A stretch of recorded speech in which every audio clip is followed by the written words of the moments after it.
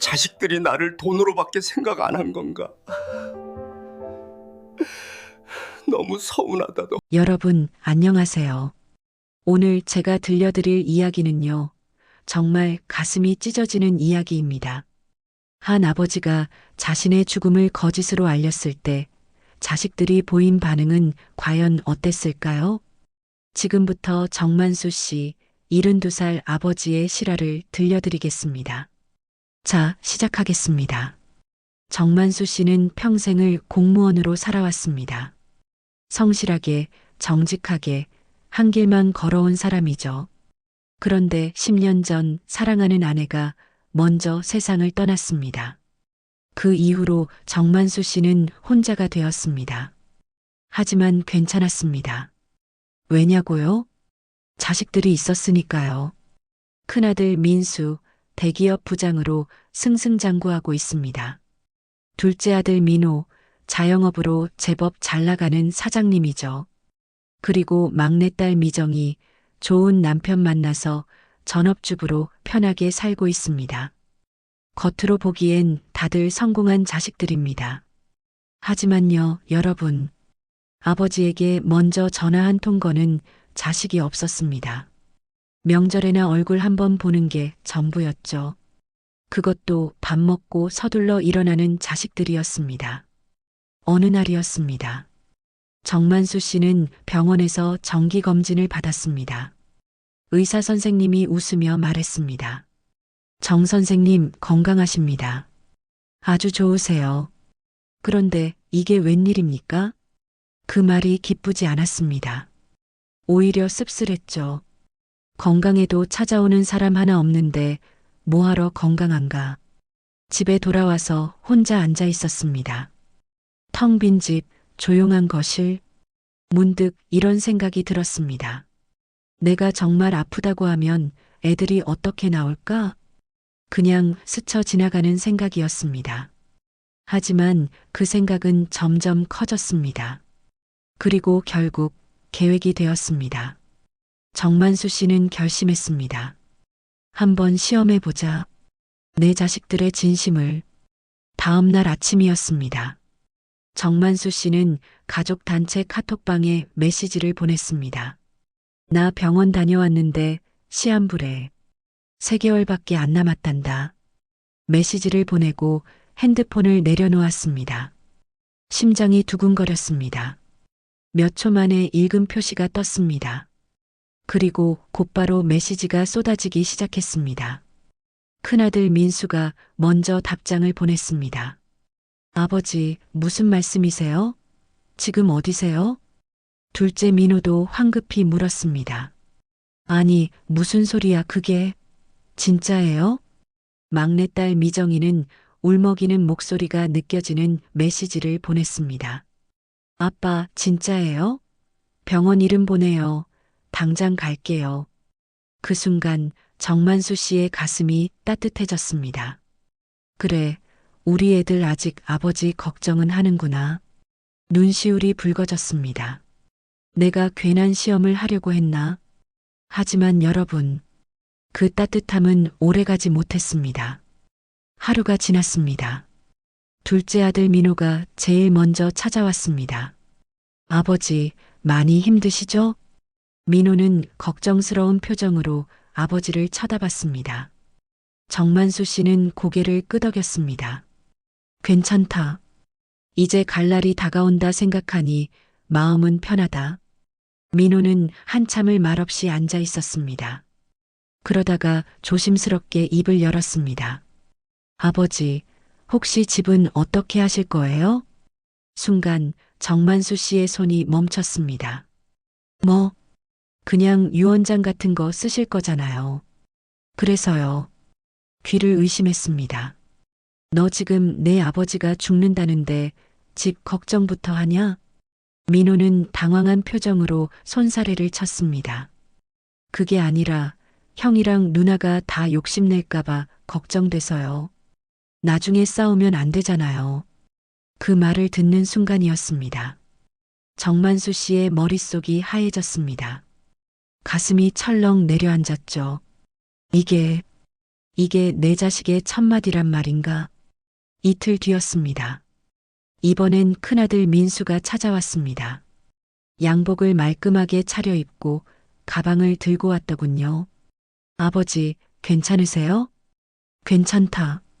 민수는 정만수 씨의 손을 꼭 잡았습니다. 아버지, 이제 몸 생각하시고 편하게 계세요. 그래, 고맙다. 그런데 민수가 가방에서 뭔가를 꺼냈습니다. 서류 봉투였습니다. 이게 뭐냐? 위임장입니다. 위임장? 정만수 씨는 어리둥절했습니다. 민수가 차분하게 설명했습니다. 아버지 돌아가시기 전에 재산 정리해 두시면 좋을 것 같아서요. 나중에 누가 뭐라고 할지 모르니까 미리 정리하시는 게. 위임장. 그 단어가 가슴에 비수처럼 꽂혔습니다. 너도 결국 그거냐? 아버지, 그런 뜻이 아니에요. 오해하시는 거예요. 됐다. 나가라. 아버지, 나가라. 정만수 씨는 소리를 질렀습니다. 민수는 놀란 표정으로 서류를 집어들고 나갔습니다. 문이 닫혔습니다. 방 안은 조용했습니다. 정만수 씨는 혼잣말을 했습니다. 이놈들이 나를 사람으로 보는 게 아니구나. 며칠이 지났습니다. 마지막으로 딸 미정이가 찾아왔습니다. 미정이는 눈이 빨갛게 부어 있었습니다. 아빠 병원 다시 가봤어요? 뭐하러 가냐? 이제 다 늦었는데. 미정이가 아버지의 손을 꼭 잡았습니다. 아빠, 우리 집 근처로 오세요. 같이 살아요. 그 말에 정만수 씨의 가슴이 덜컥했습니다. 그래도 딸은 다르구나. 역시 딸이 효자다. 눈물이 핑 돌았습니다. 그런데 미정이의 말이 이어졌습니다. 아빠, 근데 혹시 통장 비밀번호는요? 뭐? 나중에 급하면 제가 대신 찾아 쓸 수 있게요. 병원비도 많이 들 텐데 제가 관리해 드릴게요. 그때였습니다. 정만수 씨는 웃었습니다. 비웃음이었습니다. 그래, 니들도 결국 다 똑같구나. 미정이는 당황한 표정으로 아버지를 쳐다봤습니다. 아빠, 무슨 말씀이세요? 아무것도 아니다. 그냥 가거라. 그날 밤이었습니다. 정만수 씨는 혼자 소주잔을 기울였습니다. 창밖을 보며 생각했습니다. 이제 마지막 시험이다. 끝까지 가보자. 다음 날 아침 정만수 씨는 세 자식을 모두 불렀습니다. 얘들아, 내가 죽기 전에 한 가지 부탁이 있다. 세 자식이 긴장한 표정으로 아버지를 쳐다봤습니다. 뭔데요, 아버지? 이 집을 팔아서 너희 셋에게 나눠주겠다.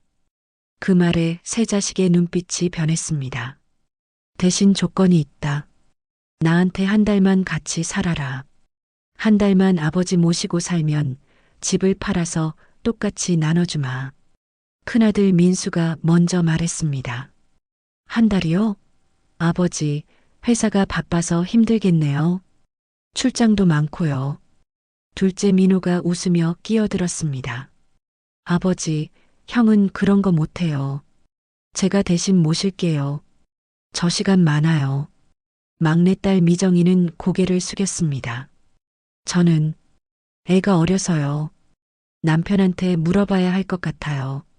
결국 둘째 아들 민호가 아버지와 함께 살기로 했습니다. 처음 일주일은 괜찮았습니다. 민호는 아침마다 밥을 챙겨줬습니다. 약도 제때 챙겨줬죠. 정만수 씨는 생각했습니다. 그래도 이 녀석은 착하구나. 하지만 여러분, 시간이 지나자 민호의 태도가 달라지기 시작했습니다. 일주일이 지나자 민호가 말했습니다. 아버지, 전기세 좀 도와주셔야겠어요. 내가 왜? 아니, 아버지랑 같이 사니까 전기도 많이 쓰고 물도 많이 쓰잖아요. 부담이 좀 돼서요. 정만수 씨는 아무 말도 하지 않았습니다. 그냥 지갑을 열어 돈을 건넸습니다. 며칠 뒤엔 더한 말을 했습니다. 아버지, 집 팔면 나한테 먼저 말해요. 제가 중개사 친구 있는데 거기 통하면 좋은 조건으로 팔 수 있대요. 수수료도 깎아준대요. 그 순간이었습니다. 정만수 씨는 확신했습니다. 이놈들은 내 죽음을 기다리고 있구나. 살아있는 아버지가 아니라 죽은 아버지의 재산을 기다리고 있어. 드디어 한 달이 지났습니다. 정만수 씨는 새 자식을 다시 불렀습니다. 얘들아, 할 말이 있다. 새 자식은 기대에 찬 표정으로 앉았습니다. 드디어 집을 나눠주시나 보다. 그런 표정이었습니다. 정만수 씨는 천천히 가방에서 서류 봉투를 꺼냈습니다. 이거 니들이 그렇게 궁금해하던 진단서다.